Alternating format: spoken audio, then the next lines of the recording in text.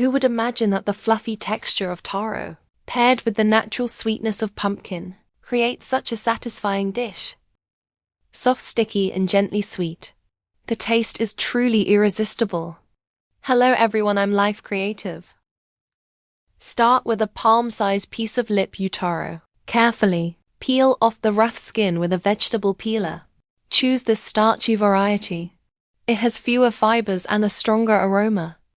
Rich in mucin protein and dietary fiber. It's soothing for the stomach and very filling. Be aware that taro sap may irritate the skin. If your skin is sensitive, wear disposable gloves to avoid itching or irritation. Rinse the peeled taro thoroughly in clean water.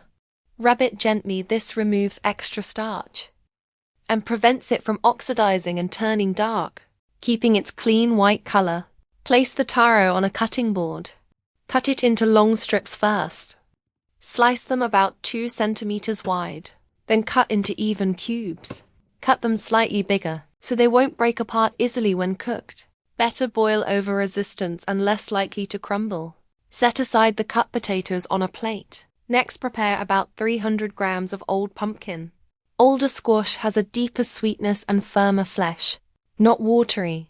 They are rich in beta-carotene and vitamin C, and are naturally sweet without being harsh. Peel off the thick skin and remove the seeds and fibrous part to make the dish smoother.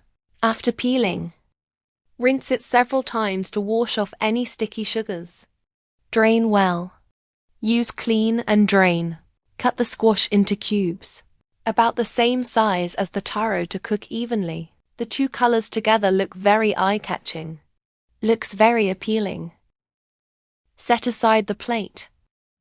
Prepare a piece of meat with the skin on. Choose pieces with alternating layers of fat and meat. The fat will render and make the dish more flavorful. Cut into thick slices to retain juiciness. Set aside on the plate. Then take a handful of garlic. Cut garlic into equal pieces. Don't cut too small. The dish is only delicious when it is simmered and soaked in broth.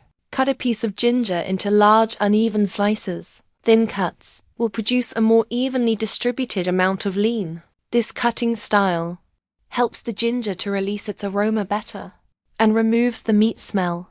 Gather garlic and ginger and put on a plate. Heat the pan and add a little cooking oil. Add taro and spread evenly. Don't stir immediately. Let them sear for about 1.5 minutes. Once the bottom turns golden, flip gently. Sear each side until lightly browned. Take out and set aside. Add pumpkin. Let stand until the bottom is set before flipping. Fry until the edges are slightly browned and beautiful. Flip gently and cook until edges are slightly browned. Remove and drain. Add garlic and ginger, and stir fry over high heat until fragrant. Stir fry for about 1 to 2 minutes. Add pork to pan and stir fry until fat is rendered. Edges curl slightly and turn amber. Push out all excess oil. This dish is delicious, not greasy. The fragrance wafted straight to my nose.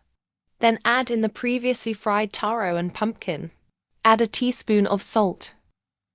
Add a spoonful of MSG. Pour half a bowl of water along the edge of the pot until it is submerged. Increase heat and stir fry quickly for 30 seconds. Let the spices dissolve completely in the broth. Then cover and simmer for 5 minutes. This step is very important to allow the taro and pumpkin absorb the flavor of the meat and broth. This dish is even better when cooked until soft and supple. When time is up, open lid and stir fry on high heat to reduce the sauce. The rich broth coats the ingredients, making them even more flavorful. Stir fry until each ingredient becomes glossy and attractive. Delicious pumpkin and taro soup is ready. Smooth, rich texture. It's great with rice. No need for complicated seasonings. Natural flavor is enough, soft, sweet, pleasant. You can also add a little pepper to make the dish more attractive. Even beginners can easily follow. Today's dish is done here. Remember to eat on time and take care of your health. This dish brings a feeling of warmth and everyday life. I wish everyone find joy in home meals. If you like this dish, please like and save it. Subscribe to my channel to see more family recipes. See you in the next video.